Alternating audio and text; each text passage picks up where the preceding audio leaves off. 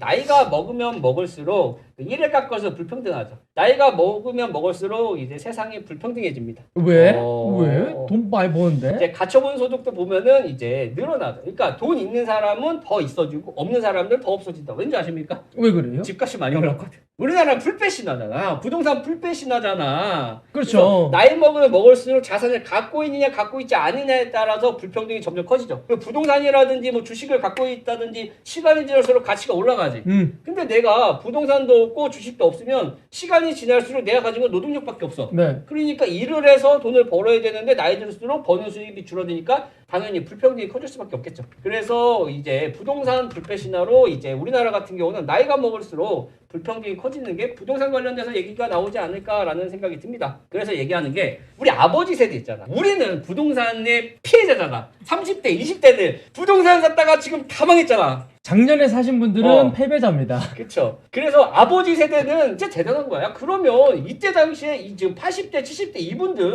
이분들 그때 부동산 산 것도 있잖아. 나도 그때만 살 수 있어라고 생각하는데 이분들도 부동산 사는데 굉장히 많은 고민을 했을 거야. 왜? 부동산 값보다 은행 이자가 훨씬 높거든.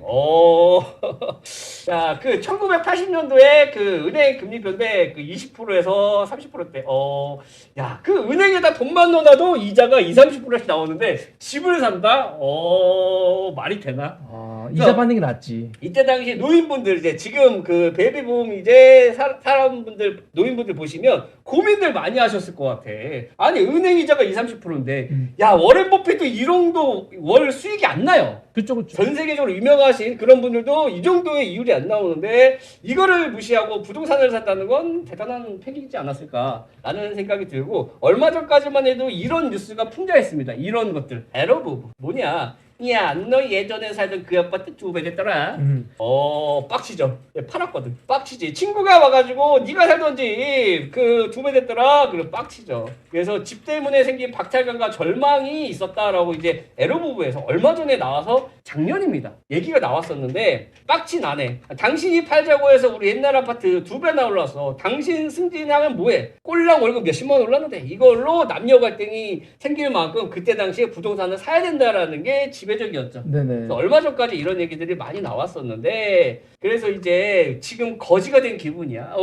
오빠가 집 못 사게 해서 거지가 된 기분이야. 근데 저 집도 오빠가 산 거 아니에요?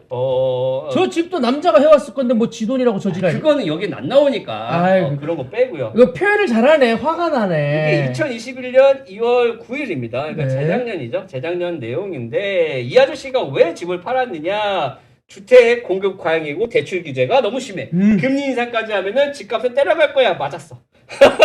시간이 지나니까 이 사람이 맞았어. 똑똑한 분이야. 근데 2021년도에는 사람들이 뭐라 했잖아.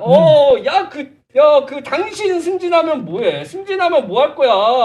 그 한 달에 그 몇십만 원밖에 안 올라가는데 집값은 5억이 올랐어. 지금 2019년도까지 집값 떨어졌죠. 그렇죠.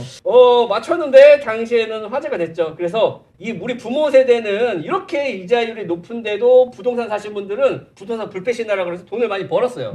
많이 벌었는데 우리도 이제 어머님 세대 보고 우리 윗세대 보고 부동산이 답이다 하고 부동산을 살려고 했던 사람들 지금 힘들죠. 그렇죠. 힘들죠. 많이 힘들어졌다. 그리고 또 하나 있죠. 뭐냐? 그 얼마 전까지만 해도 삼성전자에 몰빵한 택시기사 기억하십니까? 고민 끝에 이제 당시 주가 2,000원이었는데 삼성전자 사들을 투자에 성공했다 하면서 우량주야 하면서 그 600만 개미들이 그 삼성전자에 몰려가가지고 이거를 샀잖아. 그렇죠. 이거를 샀는데 지금 반토막 났죠. 반토막 났죠. 이런 거 보면서 또 많은 분들이 주식에 투자를 했어요. 그래서 빨리 부자가 되는 방법은 없어요. 조금씩 불려나간 주식으로 오래 가져가는 것이 중요하다 얘기했지만 많은 분들은 비투를 했죠. 그렇죠. 영끌해서 내 집 마련 못한다 그래서 영끌해서 집 사고 그다음에 이제는 부가 주식을 올린다 영끌해서 주식 샀지. 우리는 이렇게 당하고 있죠. 부동산에 당하고 주식에 당했는데 우리 아버지 세대는 어떻게 됐어? 집 사시고 주식 사신 분들은 성공을 하셨죠. 이 얘기를 왜 하느냐? 중요한 거는 우리나라 대부분의 자산을 누가 갖고 있느냐?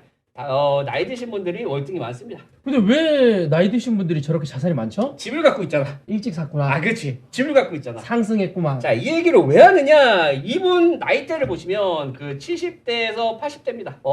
이게 다 어디로 간다? 상속한다 얘기죠. 상속이 시작된다 얘기입니다. 그래서 상속 얘기하려고 빌드업을 여기까지 한 거야. 대상속의 시대가 얼마 남지 않았다. 그렇지. 그래서 정부에서도 상속세 관련해서 지금 만지작거리고 있어요. 네. 우리나라가 상속세 안 만진 지 굉장히 오래됐거든요. 근데 이번에 그 상속세를 만지작 거리면서 많은 돈들이 이제 상속으로 갈 거다라고 보시면 될 것 같아. 그래서 그러니까 60세부터 80세까지는 우리나라 돈이 많죠. 근데 85에서 89세가 되면 야 돈이 없어. 야 돈 다 어디 간 거야?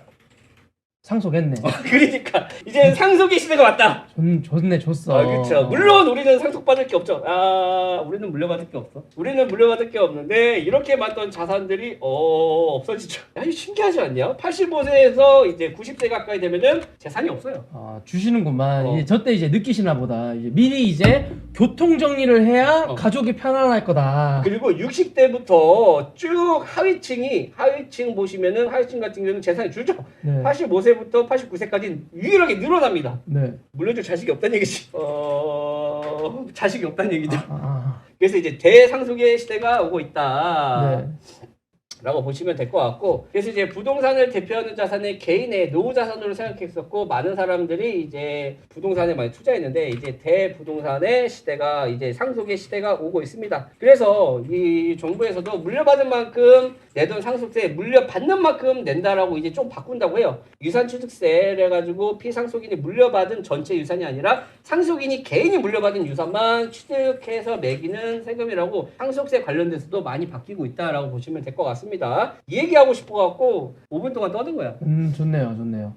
그래서 상속의 시대가 왔고 지금 상속 관련돼서 법률을 좀 만들고 있다라고 보시면 될 것 같고, 그래서 상속하는 사람들이 늘어났다고 얘기하잖아요. 실제로 2020년부터 21년도 보면은 상속 규모가 굉장히 늘어나고 있어요. 혹시 저쪽에 그 삼성전자 그 이재용 아저씨도 들어가 있는 거 아닙니까? 그거는 난 모르겠고. 네. 어쨌든 간에 진짜로 이제 국내에 상속하는 규모가 생각보다 많이 늘어나고 있어서 상속세 관련된 법망들을 많이 만들고 있고, 그다음에 이제 세금이나 이런 것들이 많이 올라가고 상속세에 대한 부담감이 늘어나니까 그 이민자들이 늘어난다라고 말씀을 드렸잖아요. 실질적으로 상속세 관련 때문에 이민자들도 2015년부터 해가지고 조금씩 늘다가 2017년도에 확 올라갑니다. 세금은 많이 올라가고. 그렇죠. 이민 가가지고 하면 세금 안 낼 수 있는 회피로가 있어가지고 이민을 좀 많이 가셨습니다. 그래서 이민을 많이 가고 있다라고 보시면 될 것 같아요. 그래서 우리나라도 이제 상속의 시대가 돌아왔다. 이 많은 자금들, 대부분의 자금들이 다 여기 그때 베이비붐 시대 할아버지들이 가지고 있잖아요. 네. 근데 이분들이 갖고 있는 자산 같은 경우는 시장에 유통이 잘 안 됩니다. 돈을 잘 안 써, 노인되면. 그렇죠. 근데 이게 상속이 되면은 우리나라 경제가 어떻게 발전될지는 조금 더 지켜봐야겠죠. 대상속의 시대가 오는 것 같습니다. 또 우리만 그러냐? 그 미국도 마찬가지죠. 미국은 장난 아니에요. 어때요? 미국 같은 경우는 베이비붐 시대에 얘들은 80년대부터거든요. 이 아저씨들은 야, 주식도 올라가고 부동산도 올라가고 장난 아닙니다. 미친 듯이 올라가고 있어. 그래서 그 많은 자산을 거의 그 베이비세 거의 70%의 자산을 들고 있습니다. 미국 같은 경우는. 네. 그래도 2030들도 돈을 많이 벌긴 했어요. 보시면 미국의 X세대 자산 팬데믹 동안에 50% 늘었죠. 50% 늘었죠. 늘었지만 이게 맞나? 그 20, 30대의 2배 늘을 동안 그 베이비붐 시대는 8배니까. 그냥 묵혀놓으신 분들은 야 8배가 늘었고요. 그 늘긴 늘었지만 그 할아버지들에 비해서 많이 줄었죠. 그래서 보면은 그 베이비붐 시대에 보면 자산이 많이 늘었네요. 야 이분들도 이제 그 상속의 시대가 왔기 때문에 나눠줘야 돼. 네. 상속을 해야 된다라고 보시면 될 것 같고, 상속 예상 금액이 9경원입니다. 그 9경원이면은 야 천조도 아니고 9경원 경단이야. 네. 이 돈이 이제는 점점점 이제 상속으로 넘어온다. 라고 보시면 될 것 같고, 그래서 조기 은퇴하셨나? 야 우리 아버지가 돈을 많이 가지고 있어. 이미 충분하거든. 그래서 미국은 그 조기 은퇴자들이 많나? 야 너라도 우리 아버지가 돈을 갖고 있기 때문에 괜찮아. 그래서 조기 은퇴했네. 그러니까 많은 분들이 조기 은퇴도 했죠. 미국 같은 경우도 이제 대규모의 이제 상속의 시대가 왔다라고 보시면 될 것 같고, 상속치를 보면 100만 달러 이상은 2%밖에 안 됩니다. 네. 근데 2%가 주는 사람이 전체의 40%. 상속 규모로 보니까.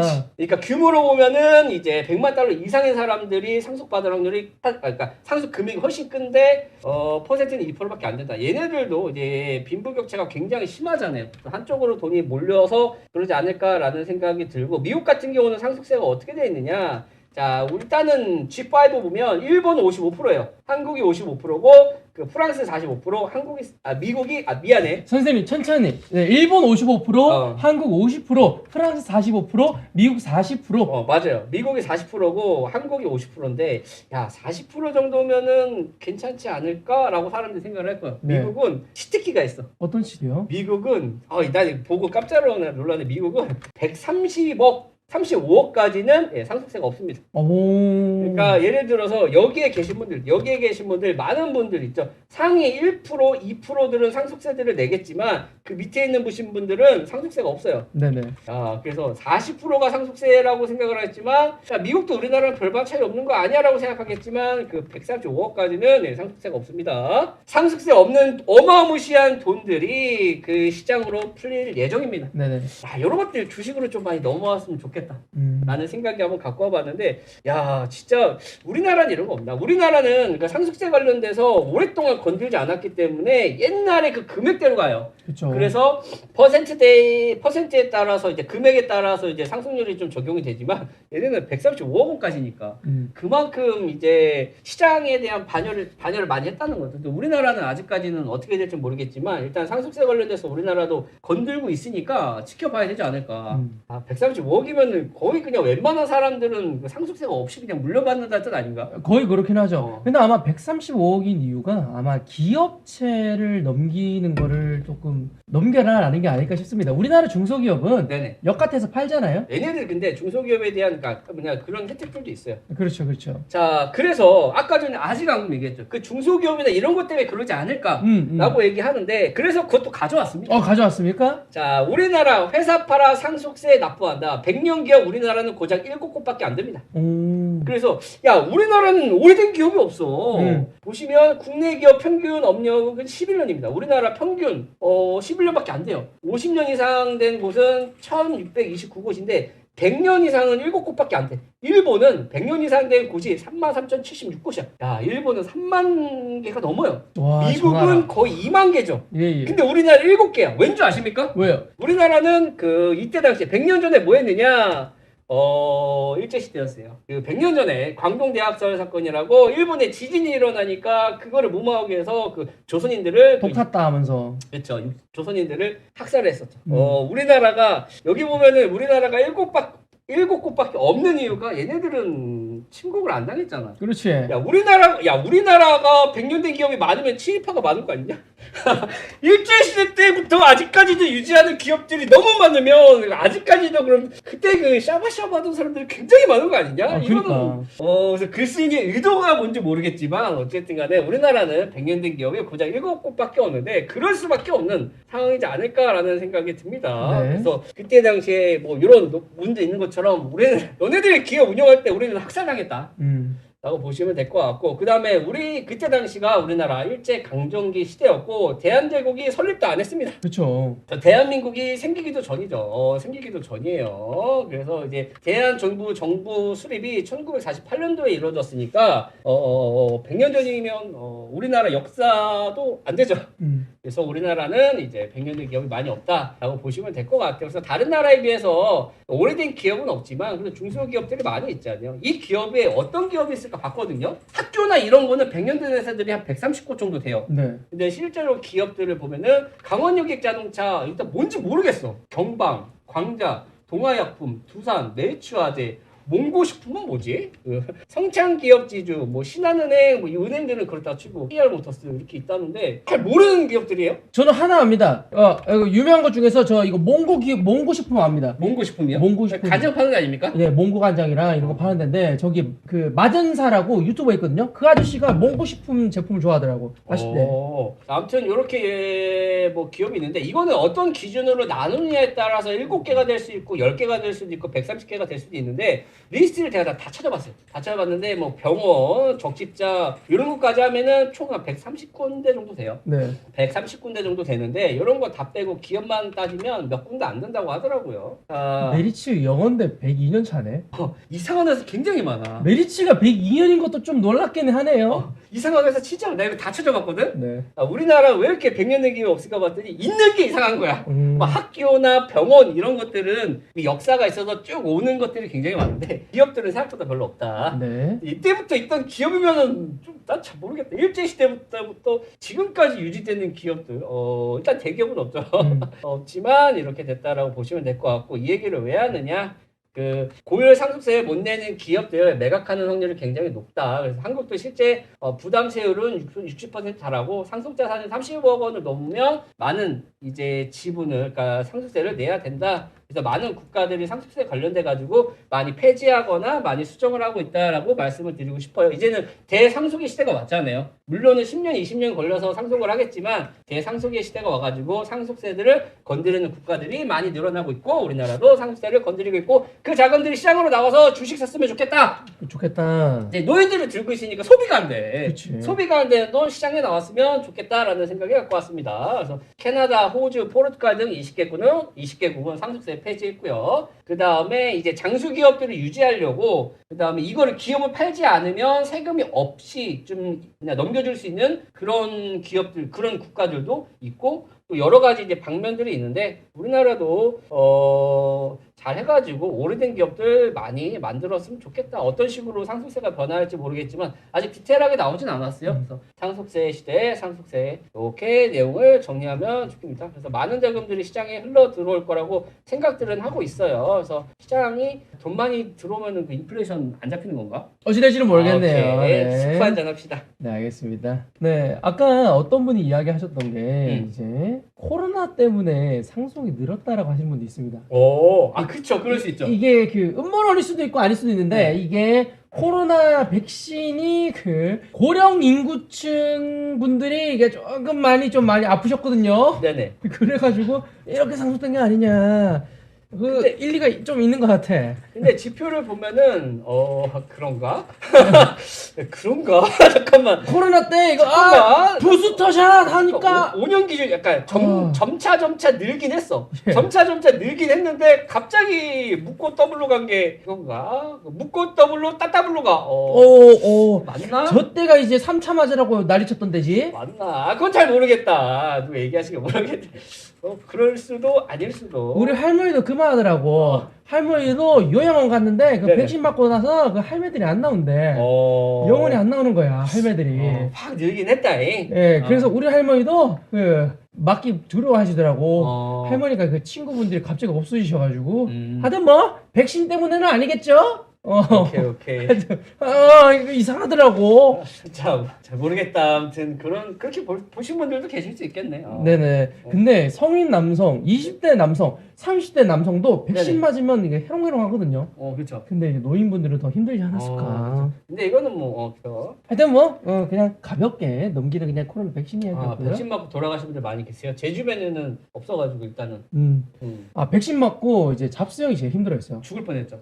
저 잡스형 걱정 많이 했어요. 잡스형이 한 5일 동안 알아 누웠어. 사경을 해봤죠. 고열에 그 피로감에 그 방에 자빠져 있었습니다. 나는 면역력이 쩌는 것 같아. 백신 맞고 야 뻐근한데? 그러고 말았잖아. 예. 말라리아 걸렸을 때 그 구멍에서 피 다 쏟으면서도 야 나 죽겠는데? 그러고 말았거든. 네. 건강하십니다. 네. 화이팅. 아프리카에서 별의별 그 균들을 다 당해가지고 웬만한 건지 나한테 통하지가 않아. 네. 실드가 어마무시하다고. 근데 호랑이 형이 못 막는 균이 딱 하나 있어. 충치 아닙니까? 병원 가야 되는데. 임플란트 언제 하세요, 선생님? 해야죠. 임플란트 그 양생 다 됐을 겁니다. 해야죠. 네, 알겠습니다. 나 어금니 다 뽑았다. 어금니가 없어요? 아니 어금니 있어. 한 2개만 없어 2개만. 2개만요? 알겠습니다. 개이라고? 오케이. 네. 자, 그러면 이제 코인 내용 몇 개 진행하도록 하겠습니다. 자, 여러분 또 왔어. 뭐가 왔어? 겨울철에는 날마다 오는 그 장사. 그렇지. 겨울철마다 할머니 혹은 어머님들이 끓여주는 사골곰탕 네네. 또 왔어.